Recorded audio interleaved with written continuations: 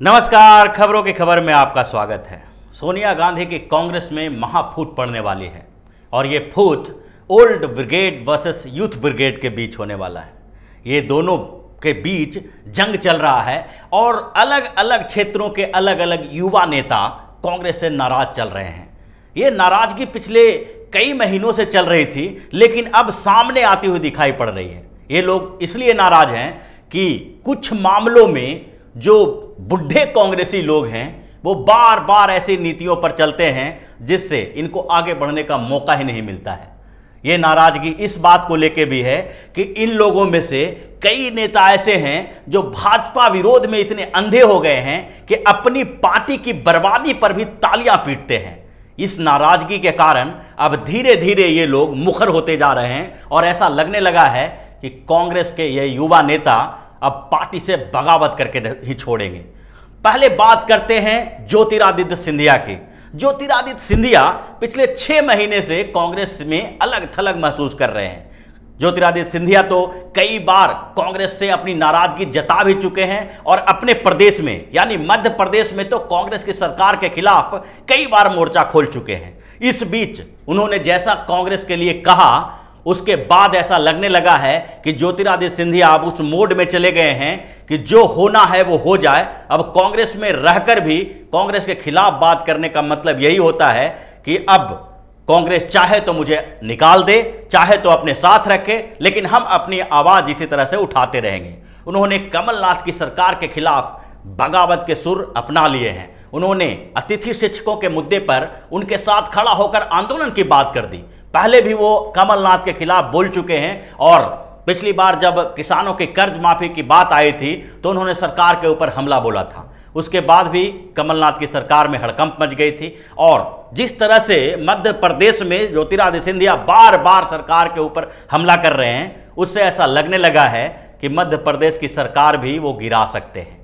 ऐसी संभावनाएं दिखाई पड़ रही है क्योंकि मध्य प्रदेश की सरकार के पास बड़ा बहुमत नहीं है और सिंधिया गुट के 20 से 25 विधायक अगर उनसे अलग हो जाते हैं तो फिर कमलनाथ मुख्यमंत्री नहीं रह पाएंगे। कमलनाथ से उनका 36 का आंकड़ा है और कमलनाथ और दिग्विजय सिंह की ये जोड़ी किसी तरह से ज्योतिरादित्य सिंधिया को अलग करना चाहता है और ये दोनों चाहते हैं कि ज्योतिरादित्य सिंधिया मध्य प्रदेश की राजनीति में सक्रिय न रहें। इसकी शुरुआत मध्य प्रदेश विधानसभा चुनाव के समय ही हो गई थी जब कमलनाथ को मुख्यमंत्री बनाया गया था और ज्योतिरादित्य सिंधिया को दरकिनार कर दिया गया था।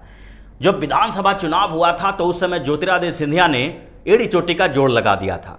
उन्होंने अहम भूमिका निभाई थी और कांग्रेस को फायदा भी मिला और कांग्रेस के इस फायदा मिलने के बाद उनको उम्मीद थी कि मुझे मुख्यमंत्री बनाया जाएगा, लेकिन उनके उम्मीदों पर पानी फेर दिया गया और जब ज्योतिरादित्य सिंधिया के खिलाफ कमलनाथ और दिग्विजय सिंह दोनों एकजुट हो गए और किसी तरह से उनको बाहर करने की कोशिश करने लगे तो उन्होंने कमलनाथ के खिलाफ आवाज उठाना शुरू कर दिया। मुख्यमंत्री कमलनाथ ही बने, लेकिन फिर भी उसके बाद भी ज्योतिरादित्य सिंधिया को यह लग रहा था कि हमें अब आगे मध्य प्रदेश की राजनीति में ही रहना है और यहां पर ही काम करना है और इसके लिए उन्होंने मध्य प्रदेश कांग्रेस कमेटी के अध्यक्ष बनाने की मांग की थी। उन्होंने ये कहा था कि यहां पर जो कांग्रेस के अध्यक्ष पद की बात है उसके लिए चुनाव कराया जाए, ऐसा नहीं कि एक जो व्यक्ति मुख्यमंत्री है वही अध्यक्ष की कुर्सी पर भी बना रहे, तो इससे कांग्रेस के संगठन है वो कमजोर हो जाएगा। लेकिन उनकी बात नहीं मानी गई और जब ऐसा लगा कि अब मध्य प्रदेश कांग्रेस में बगावत होने वाला है तो इन दोनों ने एक साजिश करके ज्योतिरादित्य सिंधिया को मध्य प्रदेश से अलग कर दिया। उस समय यूपी में इनको भेज दिया गया लोकसभा चुनाव के दौरान और उसके बाद धीरे धीरे अगले बार में महाराष्ट्र विधानसभा चुनाव के लिए जो स्क्रीनिंग कमेटी बनी थी वहां के चुनाव की तैयारियों को के देखरेख के लिए वहां पर इन्हें भेज दिया गया और उनका अध्यक्ष बना दिया गया। सोनिया गांधी और राहुल गांधी भी कमलनाथ और दिग्विजय सिंह की साजिश में फंस गए और दोनों ने मिलकर ज्योतिरादित्य सिंधिया के साथ सेटिंग कर दी। इसके बाद फिर से जब वापस आए हैं तो उन्होंने फिर ज्योतिरादित्य सिंधिया ने फिर से एक बार कमलनाथ के खिलाफ बगावत शुरू कर दिया है। अतिथि शिक्षकों के मुद्दे पर जिस तरह से उन्होंने कहा कि अगर आप आंदोलन करते हैं तो आप अकेले नहीं होंगे, सिंधिया भी आपके साथ होगा। इसके बाद थोड़ा सा माहौल गर्मा गया और दिग्विजय सिंह के साथ साथ कमलनाथ ने भी ज्योतिरादित्य सिंधिया को एक चेतावनी दे दी कि अगर आपको आंदोलन करना है तो आंदोलन करो, हम उसके लिए तैयार बैठे हैं। इसके बाद एक बड़ी घटना और सामने आई। भाजपा के एक विधायक ने ज्योतिरादित्य सिंधिया को अपने पास मतलब एक प्रोग्राम में बुलाने के लिए निमंत्रण भी भेज दिया और उन्होंने कहा कि आप जिस तरह से सरकार के खिलाफ मोर्चा खोले हुए हैं उसके लिए हिम्मत की ज़रूरत है। आप यहाँ पर हनुमान जी के एक प्रोग्राम में आइए और वो आपको हिम्मत देंगे। ये कहीं ना कहीं इस ओर इशारा करता है कि अब राजनीतिक गलियारों में इस बात की चर्चा हो रही है कि सिंधिया साहब नाराज चल रहे हैं और वो कभी भी बगावत कर सकते हैं। उसके अलावा एक और नेता हैं, अभी अभी जो एक दिन से ये जो माहौल गरमाया हुआ है और वो दिल्ली चुनाव के नतीजों के बाद ऐसा होने लगा है। तो दिल्ली चुनाव के नतीजों के बाद जो कांग्रेस के कुछ पुराने नेता थे उन्होंने इस पर खुशी जाहिर की और उनको ये लग रहा था कि कांग्रेस का जो ऐतिहासिक प्रदर्शन यहाँ पे रहा है, जब कांग्रेस 0 पर आउट हुई और उसके साथ साथ कांग्रेस के 67 उम्मीदवारों में से 63 उम्मीदवारों का जमानत जब्त हो गया, तो ऐसी स्थिति में भी इस बर्बादी के बाद भी उन्हें भाजपा विरोध में इतना अंधा हो गए हैं ये लोग कि इन्होंने कह दिया कि आम आदमी पार्टी की जीत हुई है और इसकी खुशियां मनाई जा रही है। आम आदमी पार्टी की जीत पर और भाजपा की हार पर ये लोग खुशी मना रहे थे, लेकिन दिल्ली में कांग्रेस के इस बेहतरीन खराब प्रदर्शन के बावजूद मंथन नहीं कर रहे थे कि आखिर कांग्रेस इस स्थिति में कैसे आई। और उसके बाद उनकी खिंचाई शुरू हो गई और इन पुराने नेताओं को नए नेताओं ने धोना शुरू कर दिया। इसमें जो प्रणब मुखर्जी की बेटी शर्मिष्ठा मुखर्जी हैं, कांग्रेस के राष्ट्रीय प्रवक्ता हैं, उन्होंने चिदंबरम साहब को आड़े हाथों लिया। उन्होंने स्पष्ट रूप से कह दिया कि भाई जिस बात के लिए आप खुशी मना रहे हैं वो अपनी बर्बादी के वही मंजर दिखा रहे हैं। आपको ये सोचना चाहिए कि कांग्रेस ने बेहद खराब प्रदर्शन किया है दिल्ली विधानसभा चुनाव में और इसके लिए हमें मंथन करने की जरूरत है। उस समय भी ज्योतिरादित्य सिंधिया आगे बढ़े और उन्होंने कांग्रेस के सोच पर सवाल उठा दिया। उन्होंने कह दिया कि जो कांग्रेस की सोच है ये पुरानी सोच, अब स्थितियां बदल रही है, लोग नए सोच के साथ आ रहे हैं और कांग्रेस को भी एक नए सोच के साथ आगे बढ़ना चाहिए।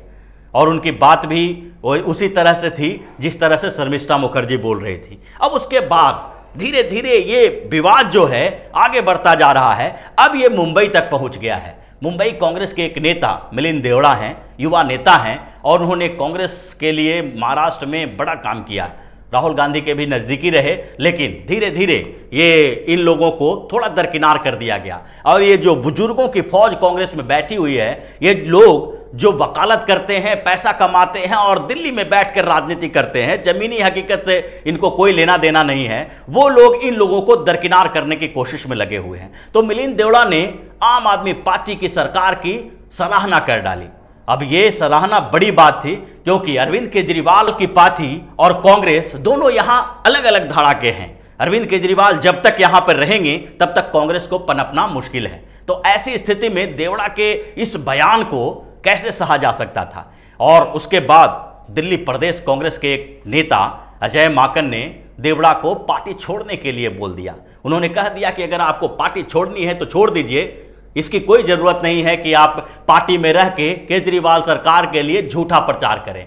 और इसके बाद जो मिलिंद देवड़ा साहब हैं उनको फिर से अटैक करने लगे और उन्होंने कांग्रेस के इस दिल्ली प्रदेश के ऊपर हमला करना शुरू कर दिया। उन्होंने कहा कि जिस तरह से कांग्रेस यहाँ प्रदर्शन की है और उसकी जिम्मेदारी आप शीला दीक्षित की सरकार के ऊपर डाल रहे हैं, ये गलत है।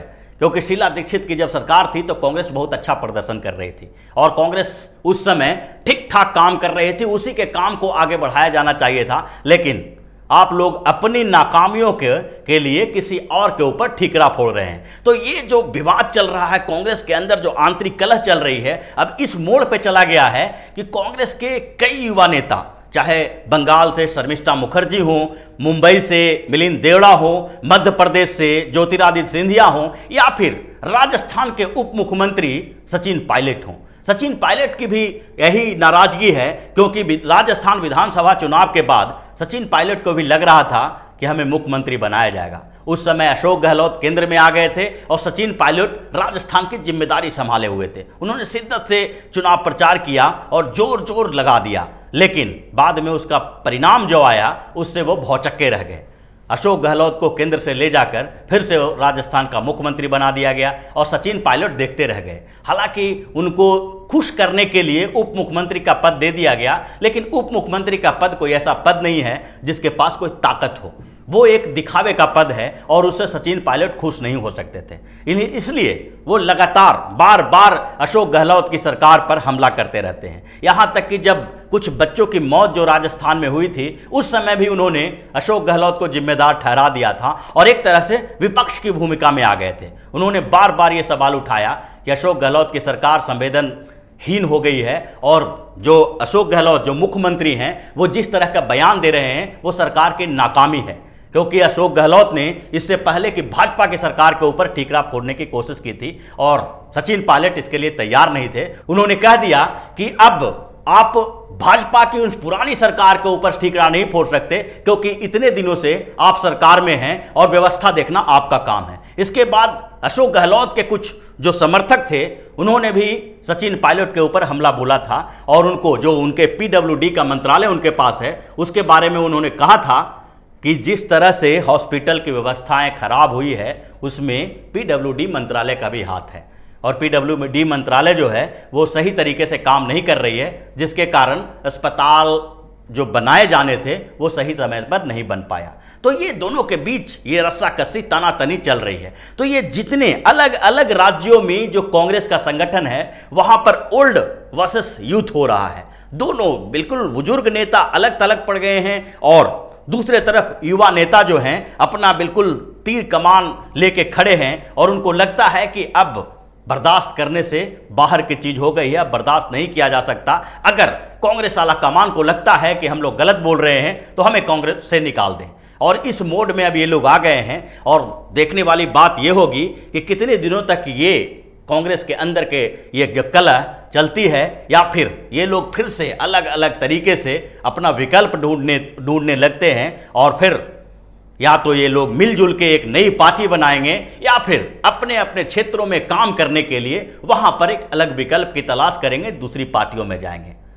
तो इसी तरह की खबरों के साथ फिर से हाजिर होंगे, तब तक के लिए बने रहिए हमारे साथ और देते रहिए हमें सहयोग, ताकि इसी तरह की खबर हम आपके लिए लाते रहें। धन्यवाद।